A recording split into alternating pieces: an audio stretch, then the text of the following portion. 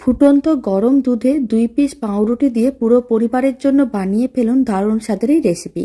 শেষ পর্যন্ত দেখার জন্য আপনাদের কাছে অনুরোধ রইল। আশা করি রেসিপিটা আপনাদের খুবই ভালো লাগবে। আর বাড়িতে বানালে কমেন্ট বক্সে জানাতে একেবারেই ভুলবেন না খেয়ে কেমন লাগলো। প্রথমে আমি নিয়েছি 2 পিস পাউরুটি। এখানে আর বেশি কিন্তু পাউরুটির প্রয়োজন নেই, 2 পিস নিলেই হয়ে যাবে। এবার একটা কড়াইকে গ্যাসের ওভেনের উপরে বসিয়ে দিতে হবে। তারপরে কড়াইয়ের মধ্যে নিয়ে নিতে হবে 2 চামচ ঘি। আপনারা চাইলে সাদা তেলও নিতে পারেন, তবে ঘিটা নিলে স্বাদটা অনেক বেশি হবে। এখন কয়েকটা আমি কিশমিশ দিয়ে দিলাম 12 থেকে 15টার মতন, আর 10-12টার মতন দিয়ে দিলাম কাজু বাদাম। এবার কিশমিশ ও কাজু বাদামগুলোকে লাল লাল করে ভেজে নিতে হবে। ফ্লেমটা মিডিয়ামে করে দিয়েছি। মিডিয়াম ফ্লেমে প্রায় 2 থেকে 3 মিনিট এইভাবে একটু নাড়াচাড়া করে নিতে হবে। মিডিয়াম ফ্লেমে 2 মিনিটের মতন নাড়াচাড়া করে নিয়েছিলাম। কাজু বাদাম ও কিশমিশগুলো বেশ লাল লাল করে ভাজা হয়ে গেছে। এবার ফ্লেমটা অফ করে কাজু বাদাম ও কিশমিশগুলোকে কড়াই থেকে নিয়ে নিতে হবে। ভেজে নেওয়া কাজু ও কিশমিশগুলোকে কড়াই থেকে নিয়ে নেওয়ার পরে কড়াইয়ের মধ্যে নিয়েছি প্রায় 700 ml এর মতন লিকুইড দুধ। দুধটা হাই ফ্লেমে খুব ভালো করে গরম করে নিতে হবে। হাই ফ্লেমে দুধটা খুব ভালো করে গরম করে নিয়েছিলাম। এখন ফ্লেমটা মিডিয়ামে করে দিয়েছি। এবার আমি দুধের মধ্যে দিয়ে দিচ্ছি 2 পিস পাউরুটি। আর এখানে আমি যে বড় সাইজের পাউরুটিগুলো হয় সেখান থেকে 2 পিস নিয়েছি। খুব ভালো করে দুধের সঙ্গে এইভাবে একটু মিশিয়ে নিতে হবে।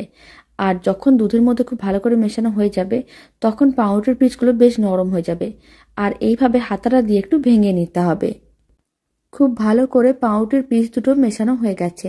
আর একেবারে প্লেন করে বা মসৃণ করে মেশানোর দরকার নেই, এরকম একটু পাউরুটির যাতে ছোট ছোট টুকরো থাকে ঠিক সেরকম করে মিশিয়ে নিতে হবে।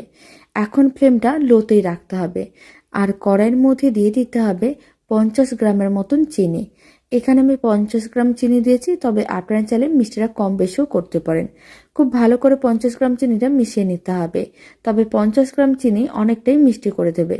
চিনিটা যখন খুব ভালো করে মেশানো হয়ে যাবে তখন আমি কড়াইয়ের মধ্যে দিয়ে দিচ্ছি 50 গ্রাম গুঁড়ো দুধ। যতটা আমি চিনি নিয়েছিলাম ঠিক ততটাই গুঁড়ো দুধ দিয়ে দেবো। আর লো ফ্লেমে গুঁড়ো দুধটাও খুব ভালো করে মিশিয়ে নিতে হবে, যাতে গুঁড়ো দুধটা দলা না পাকিয়ে যায়। আর এই রেসিপিটা বানানো যেমন সহজ, খেতেও তার থেকে অনেক বেশি ভালো হয়। বাড়িতে একদিন হলেও বানিয়ে দেখতে পারেন। ছোট থেকে বড় যে কেউ খুবই পছন্দ করবে। সমস্ত কিছু খুব ভালো করে মেশানো হয়ে গেছে। এবার ভেজে রাখা কাজু ও কিশমিশগুলো কড়াইয়ের মধ্যে দিয়ে দিতে হবে। তারপরে খুব ভালো করে মিশিয়ে নিতে হবে। ফ্লেমটা মিডিয়াম টু হাইতে করে নাড়াচাড়া করে মিশ্রণটাকে ঘন করে নিতে হবে। আর এখানে আমি কাজু ও কিশমিশ দিয়েছি, আপনারা আপনাদের পছন্দ মতন যে কোনো ড্রাই ফ্রুটস দিতে পারেন। আর এখানে আমি পাউরুটিগুলোকে এরকমই গোটা দিয়েছিলাম। আপনারা চাইলে পাউরুটিগুলোকে ছোট ছোট টুকরো করে ছিঁড়েও দিতে পারেন, আর না হলে এইভাবে গোটাও দিয়ে দিতে পারেন। আর মিশ্রণটাকে ঘন করে নেব। এই সময় আমি একটা জায়ফল নিয়েছি। জায়ফলটাকে গ্রেটারের সাহায্যে এইভাবে একটু গ্রেট করে দিয়ে দিতে হবে।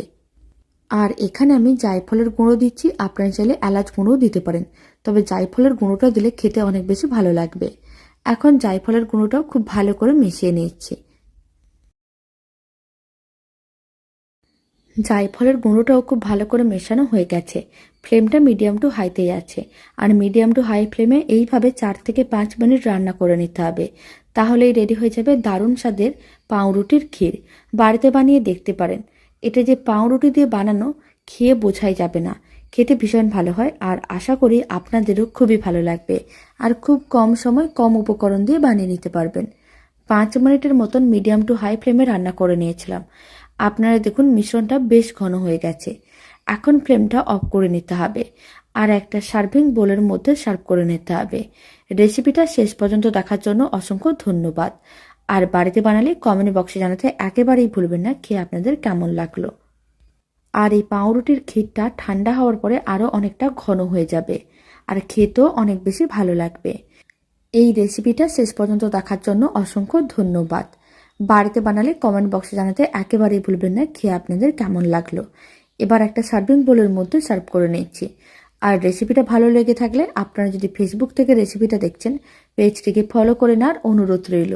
ইউটিউব থেকে দেখলে চ্যানেলটি সাবস্ক্রাইব করে নেওয়ার অনুরোধ রইল। পাশে থাকা বেল আইকনটি প্রেস করে নেবেন নতুন রেসিপির আপডেট সবার আগে পাওয়ার জন্য।